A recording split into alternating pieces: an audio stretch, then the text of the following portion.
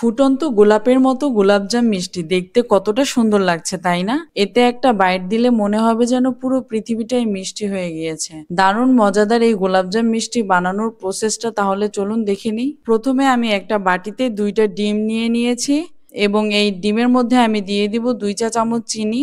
যদি আমার মতো হুবহু রসে ভরা গোলাপজাম মিষ্টি তৈরি করতে চান তাহলে অবশ্যই মেজারমেন্টটা হুবহু ফলো করতে হবে। তারপরে আমি এতে এড করব ২ চা চামচ পানি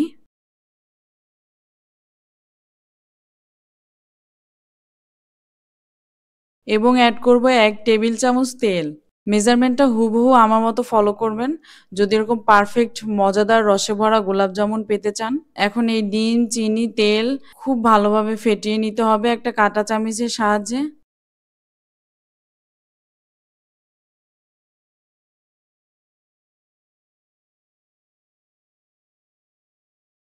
সব উপকরণ যেন খুব ভালোভাবে মিশে যায় এদিকে খেয়াল রাখতে হবে। তারপরে ফেটানো হয়ে গেলে আমি বাটিটা এক সাইডে রেখে দিয়ে এখন শুকনা উপকরণগুলো মিশিয়ে নিব। এর জন্য আমি ১ কাপ নিয়েছি এখানে গুঁড়া দুধ এবং এই ১ কাপ গুঁড়া দুধের জন্য নিতে হবে ১/২ কাপ পরিমাণে ময়দা এবং এখন এখানে এড করছি ২ চা চামচ বেকিং পাউডার। বেকিং পাউডার, ময়দা, গুঁড়া দুধ খুব ভালোভাবে একটু শুকনা উপকরণগুলো মিশিয়ে অল্প, অল্প করে ডিমের মিশ্রণটি এড করব এবং একটা খুব ভালো ডো তৈরি করে নিতে হবে।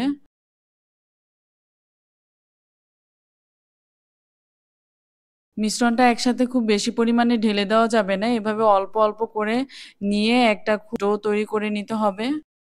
এভাবে অল্প, অল্প পরিমাণ ডিমের মিশ্রণ এড করে আমি কত সহজে একটা ডো তৈরি করে নিয়েছি। প্রাথমিক পর্যায়ে একটু স্টিকি মনে হচ্ছে, কিন্তু হাতটা ধুয়ে আসতে, আসতেই এই স্টিকি ভাবটা চলে যাবে। আমি এর মধ্যে ১ চা চামচ দিয়ে দিচ্ছি ঘি। ঘি দিয়ে আবার একটু মিক্স করে নিব। তারপরে আমি হাতটাকে খুব ভালোভাবে ক্লিন করে আসবো।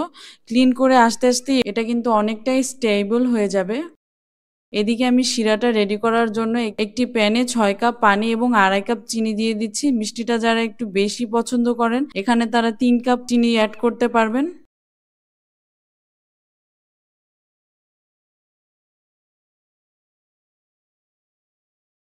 চিনিটা এড করার পরে আমি এখানে দিয়ে দিব ৩ টা এলাচ সুগন্ধের জন্য। খুব সুন্দর একটা এলাচের স্মেল আসবে।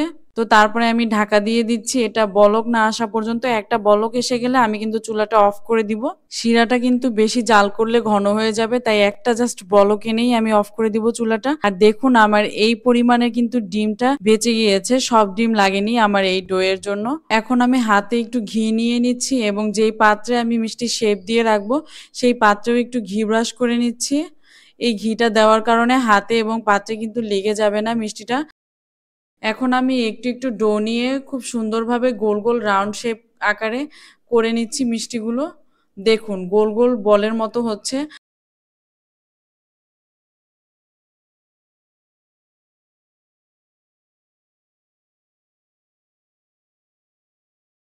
আর এই ১ কাপ গুঁড়া দুধ দিয়ে কিন্তু ১০ থেকে ১১ টার মতো মিষ্টি তৈরি করা যাবে। মিডিয়াম সাইজের করলে আর একটু বড় করলে ৮ টার মতো মিষ্টি করতে পারবেন। তো আমার সবগুলো এভাবে শেপ দিয়ে নিব। সব মিষ্টিগুলোকে এভাবে শেপ দিয়ে নিচ্ছি। আমার ১১ টার মতো মিষ্টি হয়েছে। এই যে দেখতেই পাচ্ছেন ১১ টার মতো কিন্তু মিষ্টি বানিয়ে নিয়েছি। এখন মিষ্টিগুলোকে তেলে ভেজে নেব। এজন্য কিন্তু ডুবো তেল লাগবে মিষ্টি ভাজার জন্য।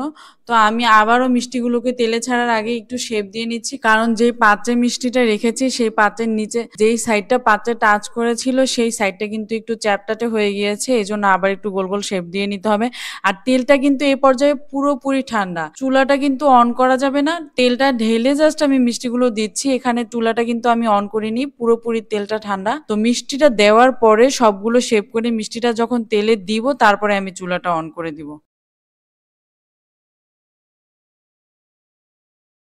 এখন মিডিয়াম টু লো ফ্লেমে মিষ্টিগুলোকে ভালোভাবে ভেজে নিতে হবে। এ পর্যায়ে চুলার ফ্লেম কিন্তু বাড়ানো যাবে না, একদম মিডিয়াম টু লো ফ্লেমে আস্তে আস্তে 8 থেকে 10 মিনিটের মতো সময় লাগবে ধীরে ধীরে মিষ্টিগুলোকে ভেজে নিতে হবে। দেখুন মিষ্টিগুলো কিন্তু একা একাই উল্টে যাচ্ছে, এক সাইড একটু হিট হলেই কিন্তু অন্য সাইডে উল্টে যাচ্ছে। আমার রেসিপি ফলো করে তৈরি করলে আমি আশা করি আপনারা নিরাশ হবেন না, এবং রেসিপিটি ভালো লাগলে অবশ্যই লাইক কমেন্ট শেয়ার করবেন এবং আমার চ্যানেলটিকে সাবস্ক্রাইব করে পাশেই থাকবেন। এ পর্যায়ে হালকা হাতে একটু নাড়াচাড়া দিয়ে মিষ্টির সব সাইড ইভেনলি ভালোভাবে ফ্রাই করে নিতে হবে। মিষ্টিগুলোকে এভাবে আস্তে আস্তে ভাজার এক পর্যায়ে দেখবেন যে গোল্ডেন ব্রাউন কালার হয়ে গিয়েছে মিষ্টিগুলো, আস্তে আস্তে এর মধ্যে কালার চলে আসতে শুরু করেছে, দেখতেই পাচ্ছেন। এখন আমি মিষ্টিগুলোকে ঘুরে ঘুরে ভেজে নিব। দেখুন গোল্ডেন ব্রাউন কালার হয়ে গিয়েছে মিষ্টিগুলো। আমার মিষ্টিগুলো কিন্তু ভাজা হয়ে গিয়েছে, ইভেনলি কালারটাও চলে এসেছে। এখন আমি এই মিষ্টিগুলোকে ট্রান্সফার করে নেব শিরাতে। এই দেখুন শিরাটা কিন্তু আমার ঠান্ডাই ছিল, একবার মাত্র বলক এনেছি শিরায়। এখন আমি আবার নতুন করে শিরাটা জাল করব মিষ্টি দেওয়ার পরে। দেখুন শিরায় কিন্তু বলক চলে এসেছে এবং মিষ্টিগুলো শিরাকে খুবই ভালোভাবে সোক করে নিচ্ছে। এখন আমি 1 চা চামচ গোলাপ জল এতে দিয়ে দিয়েছি। এই তো হয়ে গেল দারুণ মজাদার লোভনীয় গোলাপজাম।